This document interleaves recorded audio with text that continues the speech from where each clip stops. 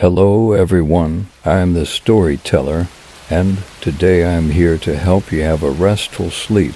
I know you're using this video to drift off more easily, so relax, unwind, and let the story guide you into your dreams. Before we begin, let me know where you're from and what time you're watching this video. Don't forget to like the video and subscribe to the channel so you won't miss any of the exciting stories in the future. A few years ago, I spent a summer working as a lifeguard at a resort nestled deep in the mountains.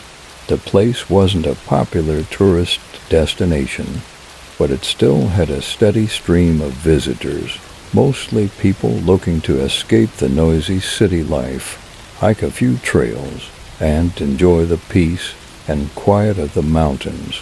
The resort was laid out with a main hotel, a few scattered cabins, and a pool, where most of the time people just lounge rather than actually swimming. One lazy afternoon, with the sun blazing high, my job was to sit and make sure no one did anything stupid. The usual crowd was there, mainly married couples and a group of women celebrating a bachelorette party. I noticed a man standing outside the fence that separated the pool area from the rest of the resort. He was dressed for swimming, but just stood there staring at the group of women having their party. At first, I didn't think much of it. People often came by to ask about pool hours or how to get a pass, but this man wasn't asking anything. He was just standing there, staring, and then started talking to the women. They seemed to be avoiding him, doing their best to ignore whatever he was saying. Sensing the discomfort, I decided to intervene and asked the man if he had a pool key. He turned to look at me, expressionless. For a moment, I thought he was going to argue, but instead he just shrugged, muttered something under his breath, and walked away. The women visibly relaxed after he left. One of them, with a radiant smile, thanked me for stepping in. She introduced herself as Mai, and her friends were Len, Wang, Lan, and Vi. They were celebrating V's bachelorette party and invited me to join their gathering at the cabin later that evening. That night I went to their cabin as the sun was setting. It was cozy, with a small porch overlooking the woods. Inside they had set up drinks, snacks, and soft music. We chatted, laughed, and after a few drinks, Wang suggested going for a night hike. Although I wasn't thrilled about the idea since I knew what lurked in the woods at night, I agreed to join them. We walked along a trail circling the resort, surrounded by the usual sounds of nighttime crickets chirping, leaves rustling in the wind. But soon I began to hear something else, faint at first, like someone walking at a distance behind us. Every time I turned around, I saw nothing but darkness. A little later, Mai looked visibly frightened and asked if anyone had heard something. We all stopped and listened carefully. There was again an erratic, rapid movement coming from nearby in the darkness. It didn't sound like the wind or the usual forest noises, but something more deliberate. Everyone was getting nervous, and Wang and Vi decided to head back to the cabin. I didn't blame them, so we all quickly followed. By the time we made it back to the cabin, the fun, carefree atmosphere from earlier had completely disappeared, replaced by a tense, uneasy feeling. We locked the doors and tried to shake off the sense of being watched, but it wasn't easy. We sat around, attempting to laugh it off, but I couldn't get rid of the feeling that someone or something had been out there with us. In a moment of questionable judgment, Wang and Vi decided to go back outside. A few minutes later, we heard footsteps outside the cabin. We turned down the music and listened carefully. The footsteps were slow, heavy, and deliberate, creaking the wooden porch with each step. They didn't sound like Huang and Vi. I froze and asked, "Did you lock the back door?" I jumped up, grabbed a flashlight, and ran to check the back door. It was securely locked, but I couldn't shake the feeling that someone was just outside, hidden from view. Just as I turned back toward the group, we heard a loud crash from the front of the cabin. Huang and Vi burst in, screaming that someone had been chasing them in the woods. I rushed to the door, trying to calm them down, but when I looked outside, I saw him a man running straight towards me, a hood pulled over his face. Before I could react, he tackled me to the ground. He was stronger than I expected, reaching for something in his waistband. In a split second, Mai appeared with a golf club and hit him hard on the side of the head. He collapsed immediately. We called the police, and, surprisingly, they arrived quickly despite the resort's remote location. It turned out that the man was the new maintenance worker at the resort, who had been using his position to scope out the place and likely had some sinister plans for the night. If it weren't for Mai's quick action, I might not be here to tell this story.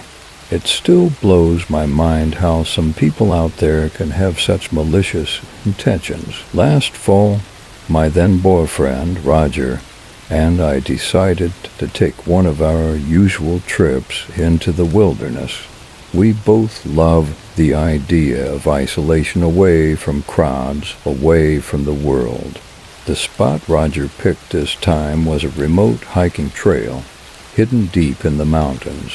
His co-worker had mentioned it, describing it as a secluded gem perfect for those who enjoy a bit of peace and a serious hike. We set up our campsite in a clearing shielded by trees, hoping it would protect us from the wind at night. The air was cool, and the towering trees blocked most of the sunlight, giving the whole area an eerie feel even during the day. We were excited, finally a few days away from everything. The trail was steep, more challenging than we expected, but we were ready for it. That is, until we stumbled across another couple hiking the same trail. I was instantly annoyed, not because they did anything wrong, but because I hated interacting with strangers in the wilderness. But they approached us with smiles, and before I knew it, we were chatting. The man introduced himself as Daniel, and his girlfriend as Sarah. They seemed friendly, maybe a little too friendly, but still harmless at first glance. They asked if we wanted to hike together, and even though I wasn't too keen, Roger agreed, and I didn't protest. For the first hour or so, everything was fine. Daniel was sharing stories about the area, while Sarah gave us tips on nearby trails. But as we got further into the hike, things started to feel off. Daniel fell back to walk beside me, his conversation becoming personal to personal. He complimented my physique, commenting on how fit I looked, and at one point he touched my arm, squeezing it as he marveled at my muscle tone. I felt a knot tighten in my stomach. His gaze lingered too long, his touch too familiar. I quickly sped up to catch Roger, trying to whisper to him about how weird Daniel was acting. To my shock, Roger told me Sarah had made an inappropriate comment about him to something about his package, and how she wasn't referring to the backpack.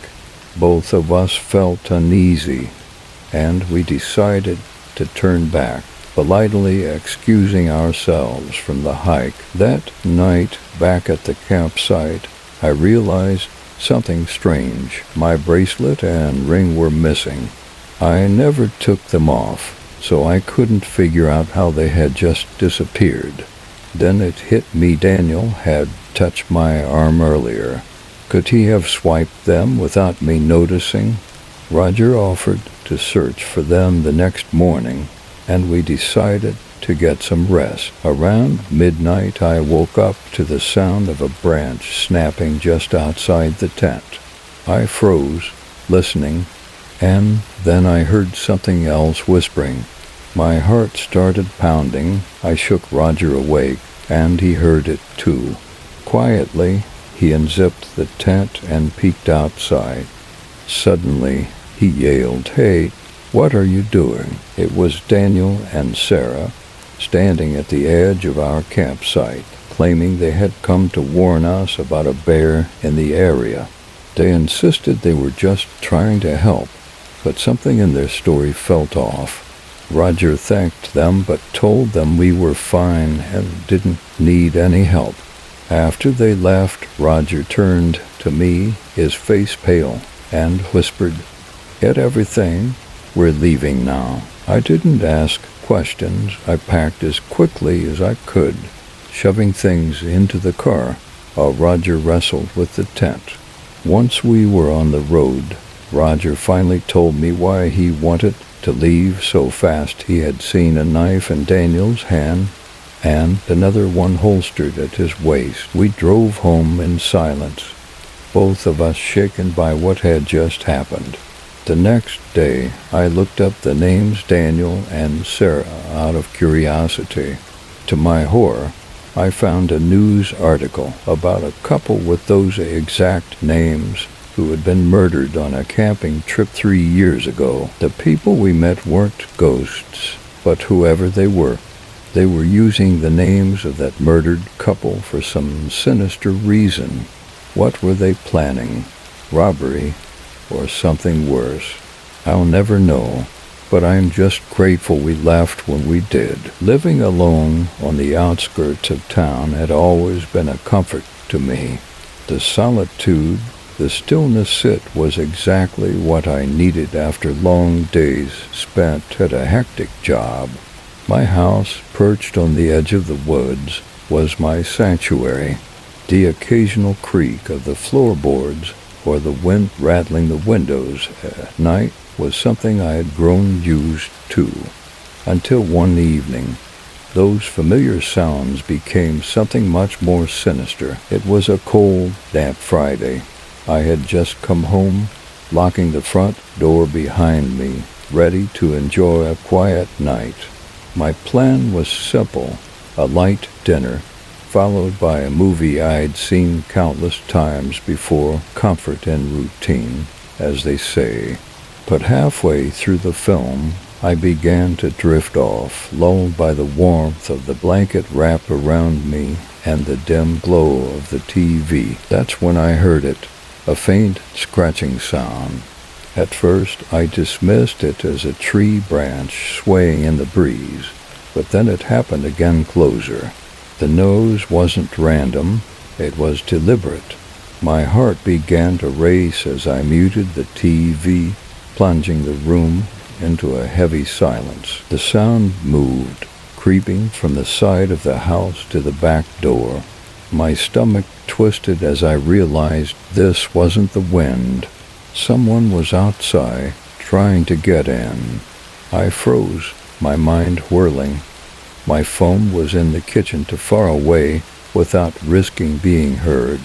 The scratching stopped, but only for a moment, and the back door handle rattled. I cursed under my breath. I had forgotten to lock it. Panic surged through me. I slipped quietly off the couch, creeping toward the kitchen. My only thought was to get to my phone and call for help. The floor creaked beneath my feet, and I paused, heart pounding in my ears. Then the unmistakable sound of the door creaking open filled the house. Someone was inside. I ducked behind the kitchen counter, snatching my phone. My hands shook as I dialed 911. My breath caught in my throat. I couldn't speak, could barely breathe. I could hear the intruder's footsteps, slow and heavy, moving through the house, checking each room as if they knew someone was there. As they approached the kitchen, I whispered I addressed to the operator, then hung up, terrified that the smallest sound would give me away. The footsteps stopped at the threshold of the kitchen. I gripped a frying pan from the stove, my last hope of defending myself. Then a shadow fell across the floor as the intruder stepped inside. A man, tall, cloaked in darkness, his face obscured by a hood. Our eyes met for a fleeting second, his cold, unfeeling gaze boring into me. Without thinking, I swung the pan as hard as I could. The sickening thud echoed in the room as he stumbled back, clutching his head. I didn't wait to see if he'd recover. I bolted from the kitchen, racing toward the front door. Fumbling with the lock, I could hear him behind me, his footsteps growing faster, angrier.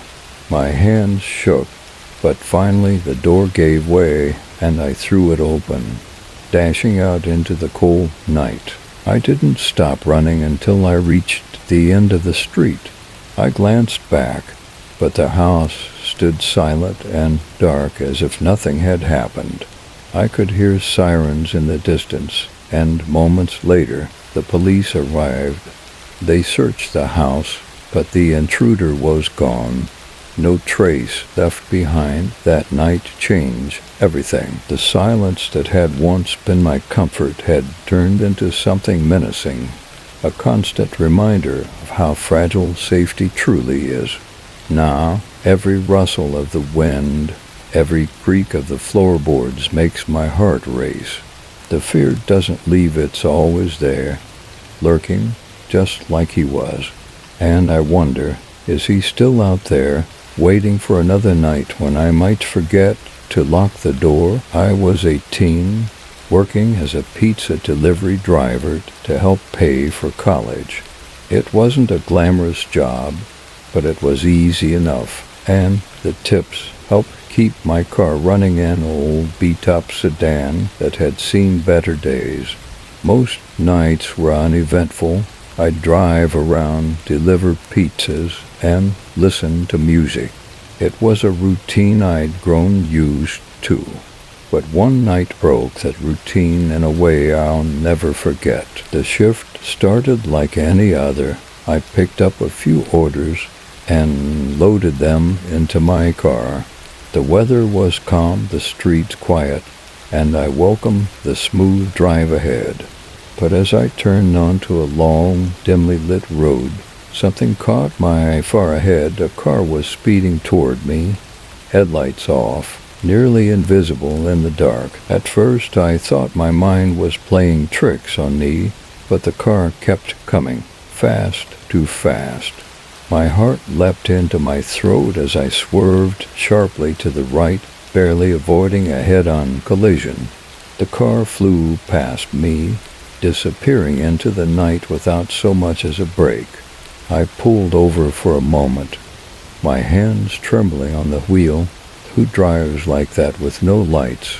I chalked it up to some reckless driver and tried to brush it off, but I couldn't shake the unease creeping over me. A few hours later, I had another delivery, this time to a quiet neighborhood. The streets were narrow, the houses old, and packed close together. I parked outside a small house, grabbed the pizza, and walked up to the door. As I waited for someone to answer, I heard it again, the low hum of an engine behind me. I turned, and there it was, the same car from earlier, headlights on this time, parked across the street. My skin prickled, the engine idle, but the car didn't move. Someone was watching me. The door behind me opened, and I handed over the pizza, barely registering the customer's thanks. My focus was locked on that car. As I walked back to my car, the air felt thick with tension. I kept my head down, avoiding eye contact, but I could feel eyes on me. I got in my car and started the engine, hoping to leave without incident. But as soon as I did, the other car roared to life. It sped toward me, stopping inches from my bumper. The driver rolled down his window. He was bald, with a menacing scowl, his eyes cold and full of something I couldn't place, anger, or maybe something darker. "Watch where you're going," he snarled, his voice sharp and venomous. My stomach twisted, I froze, unsure of how to respond. The man seemed to take my silence as a challenge. His face twisted into a sneer as he leaned further out of the window. "You think you're tough," he growled. "You think you can just cut me off?" Before I could speak, he slammed his hand against the side of his car, the bang echoing in the empty street. My heart raced. I snapped out of my daze, realizing I needed to get out of there fast. I threw the car into gear and peeled out, the tires screeching against the pavement. But he followed, accelerating hard. The chase began, and panic surged through me. The narrow streets twisted around me, and every turn felt like a dead end. His car was relentless, sticking close to my bumper as I swerved through alleyways and side streets, barely dodging parked cars. I gripped the steering wheel so tightly my knuckles turned white, sweat dripping down my face. His headlights loomed in my rearview mirror, getting closer with each passing second. I didn't know these streets well, but I pushed my car to its limits, taking turns that felt too sharp, too fast. Just when I thought I couldn't outrun him, I spotted an open park up ahead. Without thinking, I made a sharp turn into the loop around the park, killing my headlights and pulling over behind some bushes. I held my breath, heart pounding in my ears, as his car sped past, unaware I had tricked him. I sat there in the dark, waiting for what felt like hours. Slowly, the sound of his engine faded into the distance, but the fear remained, clawing at me from the inside. I finished my deliveries that night, but I was on edge, constantly scanning the road for that car, for him. A few nights later, I saw it again. I was on another delivery, driving through a different neighborhood. As I passed a dark intersection, I noticed the car parked at the edge of the street, partially hidden in the shadows. My stomach dropped. He had found me again. I tried to stay calm, but as I passed, the car pulled out, following me at a slow, deliberate pace. The deserted streets felt like a trap. I didn't know what to do, but I knew I couldn't keep running forever. When I pulled up to the next house, a man was standing on the porch waiting for his pizza. Desperation took over. I hurried up to him, practically shoving the pizza into his hands. "Please," I whispered, glancing over my shoulder. "Can you help me?" The man's eyes widened as he took in my panic. Without asking questions, he nodded and pulled out his phone. The car had stopped at the end of the street, the driver watching us closely. I could feel his gaze, like a predator waiting for his moment. The minutes stretched endlessly as the man gave the police our location. Finally, the distant sound of sirens filled the air. The car roared to life once more and sped off into the night, tires screeching as it disappeared. The police searched the area, but found nothing. They assured me they would keep an eye out, but I knew better. He was still out there, somewhere. I never saw him again, but every time I get behind the wheel, I can't help but glance in the rearview mirror, half expecting to see those headlights creeping up behind me. And that fear, that memory, lingers, a constant reminder of how close I came to something terrible.